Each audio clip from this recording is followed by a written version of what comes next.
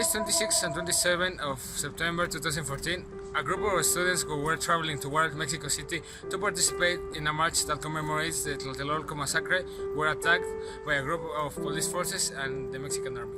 This operative left 6 deaths and 43 normally disappeared. The federal government created many smoke screens trying to hide their actions. Although they failed, as many external organizations investigated the case and found the government's facade involved. The reason behind the attack are not fully known, and while some theories are out there, the real historic truth is already known. The Mexican government assaulted, kidnapped, and probably killed innocent students. Mexico is not the best country. It is divided, corrupted, full of scarcity and violence, and without a completely functional system.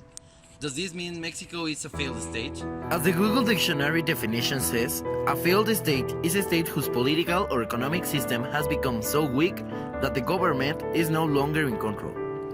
Mexico's actual situation isn't that. Government is still able to provide us, citizens, at least the basic goods.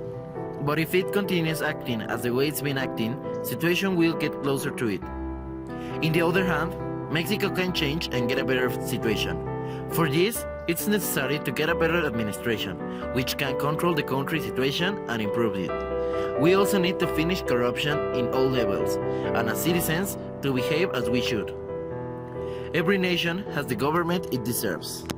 When we talk about challenges that Mexico has to front, we talk about top-tier priorities that we need to take care of, like poor people in Mexico or corruption in certain sectors of the public. So, one of the challenges that Mexico has to front first is that corruption that are among us, like in the police or in our leaders, like the president. The second challenge that Mexico has to front is to put a new model of economic system that improves the way that inflation is reduced and the resources that we use are also reduced or saved to future generations. Another challenge that Mexico has to front is to replace the actual security departments.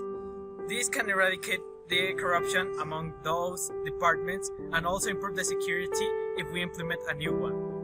To avoid checkmate, we must change the way we manage problems. For instance, AMLO's government uses a pacifist way to manage our problems like cartels and corruption, but that is not useful at all in this time. So we need to change our way to eradicate corruption, and also we need to fully commit to eradicate corruption even among those in the power. Mexico has the potential to do great things. From being the federal leader in an economic way in comparison to another leading countries to become a great source of students with a high capacity to build a better future. However, to achieve that, Mexico and its people must commit to understand that the path we're taking leads to a catastrophic end where fear and isolation reigns, and people won't be able to do justice or to advance. We will end in a checkmate.